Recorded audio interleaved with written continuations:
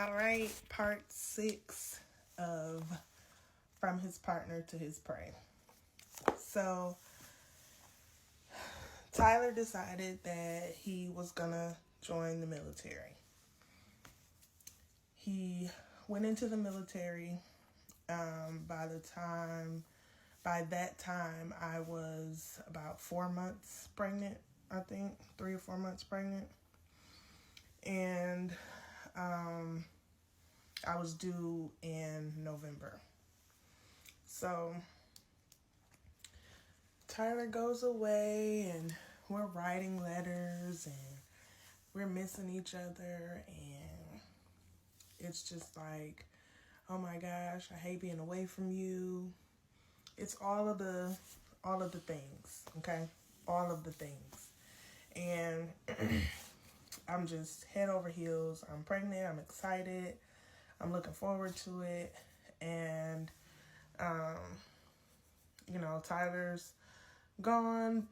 That's hard to deal with because I can't talk to him as much as I want to while I'm dealing with the issues that, happened at the house with my other family member. So I'm kind of frustrated that I don't have my support as available to me as he was before. So after I want to say maybe a few weeks after Tyler had left, I had the alpha feta protein test done, and they told me that they wanted to do an amniocentesis because they were concerned about the baby's health. And at this point, I'm freaking out. Like, I'm terrified. I'm scared. I don't know what to do. I'm by myself. All of my doctor's appointments, I was going to by myself. Tyler was in the military. Well, even though Tyler wasn't in the military before, once I got pregnant, so let me back up a little bit. Once I got pregnant, moved back in with my mom, I want to say I was probably about 2 or 3 months. My dad ended up buying me a car, a little beat around car. And I think it was like a Sundance or something. It was a little white car. So that I could have something to drive. And I was so happy because, baby, not having no car was not okay with me. So, that car is going to come into play later on. But my dad got me that car, and that was during the time that I was, still trying to find me something to do as far as work. So Tyler goes to the military. We do all that, and we're talking. He, I can't remember if he called me or if I wrote to him and told him that they were wanting to do an amniocentesis for the baby. I wanted to say we were on the phone. And I was like, I'm scared. They telling me something's wrong with the baby, the head shape, the size. They think the baby may have, a disability. I don't know what to do. I'm scared. And you're not here. Ain't nobody going with me. I'm by myself. They had me in this room. I was terrified. Like, they had me in like a white, sterile room when they told me that the test results, and told me that they were concerned that the baby had Down syndrome, and they were talking about the size of her head and talking about there was something on her heart that they saw that they wanted to test. So, like I said, I'm by myself, terrified, in this white sterile room, pregnant, freaking the fuck out, okay? Just plain and simple. I'm scared. So I called Tyler and I'm telling him, well, he called me whenever he, because he was in training. So he called me and I'm telling him what's going on. And he like, it's okay, it's okay. He was so comforting and encouraging. And I was like, okay, we gonna do this, wiping my tears. And he was like, she gonna be ours no matter what. Because we already knew by that time it was a girl. And, he was like, she gonna be ours and we gonna take care of her. And she gonna be straight. So talking to him kind of calmed me down and soothed me a little bit and made me feel a little bit better. And after that conversation, months went on, and the doctors told me that they wanted to induce me because they still had the same concerns, even though I declined to get the amniocentesis.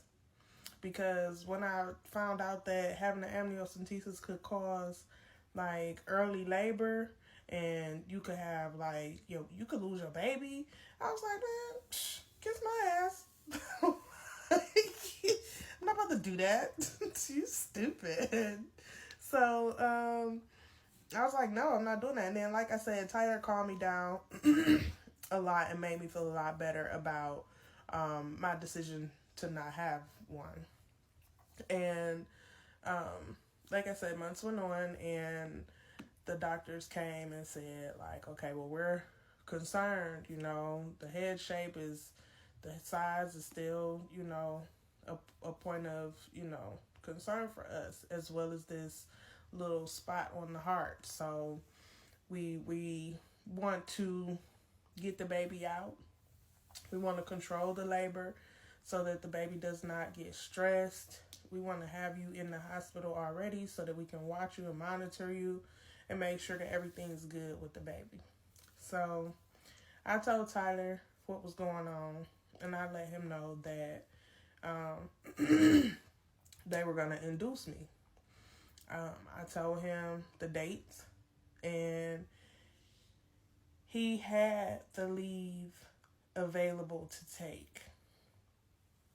I did not know that at the time, but he told me that he could not come to be with me while I was being induced and, giving birth to our daughter.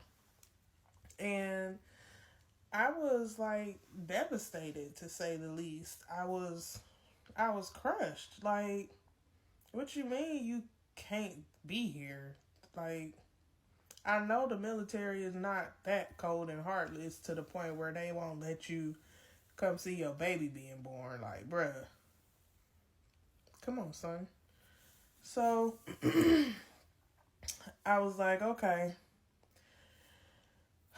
all right, well, since you can't come, then, I'll just let, the people that are here with me, my support system, know, so that I can have people in the room with me. My sister wanted to be there, my mom wanted to be there, and my college roommate wanted to be there. So that is my daughter's godmother, my college roommate is. So